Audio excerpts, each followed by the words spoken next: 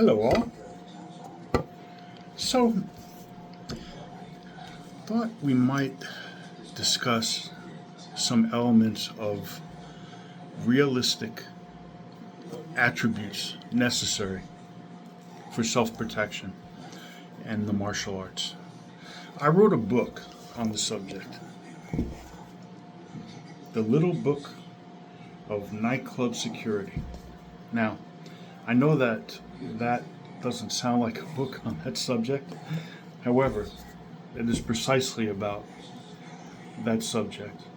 And you can buy it on Amazon. And if I may say so myself, I'm a little biased. But it's an excellent book because in discussing nightclub security, you're talking about a situation where there's a dire need to have your shit together when it comes to self protection and the potential for violence and things of that nature. So, I wanted to go over a few points that I made in that book to help us in that understanding. Because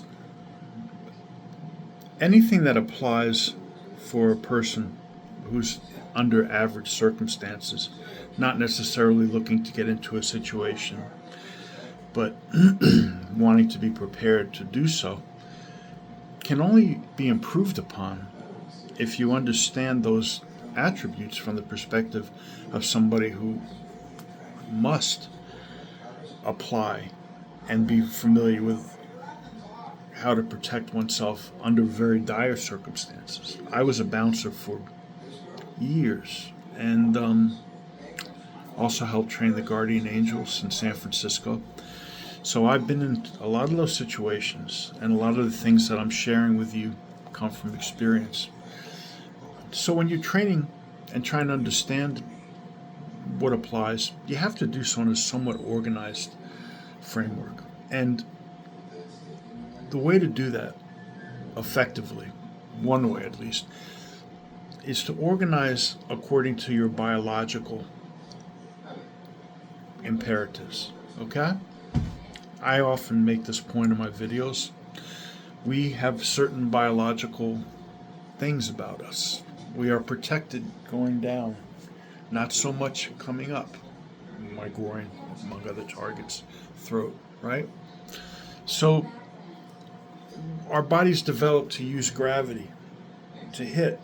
As we became more and more trained in different systems of fighting, we favored hitting straighter or upwards, primarily because the way natural selection works is the most desirable traits are maintained by the less desirable traits being eliminated. And if you're hitting this way with a lot of force, the traits that will favor survival under those conditions are your forehead having good bone density, okay, and other certain features of that sort, and not so much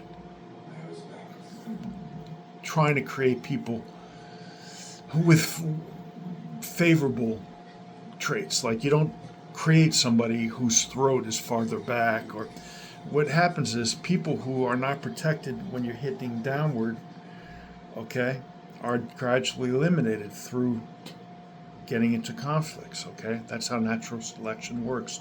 It's a process of elimination, okay? So people trained to fight and hit upwards in the way that's not protecting us, okay, kind of cheats on that a little bit, but we lose certain attributes as well. So you have to sort of toe the line. And when you're coming up with how we do things, you have to respect how we're reflexively built, as well as what training can do for us that might be a little different than that. Okay? So with that being said, human beings learn primarily through tactile. Okay? Tactile and visual are the big, but tactile is overlooked and very important. Okay? So when you're starting to understand conflict, the first thing to understand is when you touch something and move in relation to that object, you're giving your body the feedback that it needs. And it's done in such a way you don't even notice it. Just like Newton's law of force, okay? Every time you take a step on the earth, there's a countermeasure, okay? The earth at a certain point, if you will, doesn't really step back, but resets. So virtually every time that you move, you're getting tactile feedback, okay? Grapplers learn how to take advantage of this to great effect. And you will see that when you understand that relationship, you can really understand what a person's doing relatively quickly, because your body is designed to take that feedback and process it very fast, followed by vision, okay? Your vision is kind of obvious, but it's not obvious the way it works best, okay? And again, I'm going to say that if you read this book, it's a very good primer for these things. It goes into a lot more detail than I'm able to now. It's available on Amazon. I'm not going to leave a link, but I'll leave the title. If you just put the title in and my name, it'll come up. But here's the thing about visual. Your eyes are designed and structured in a way that's compartmentalized.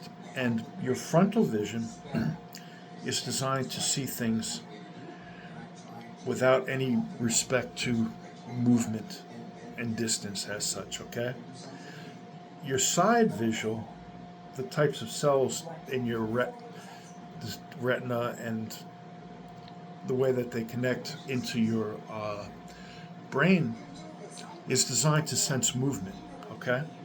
So your peripheral vision senses movement well and fast, but your frontal vision does not, okay? So when you are designing how you're going to respond in a conflict, if I'm facing you this way, I'm actually able to pick up movement a lot faster, okay?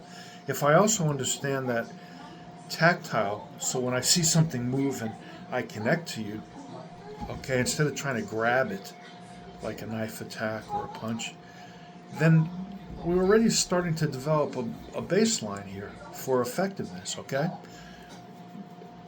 We're already beginning to understand that, for example, this idea of grabbing a knife arm, and people do it in many different ways. Some guys come in close and grab it.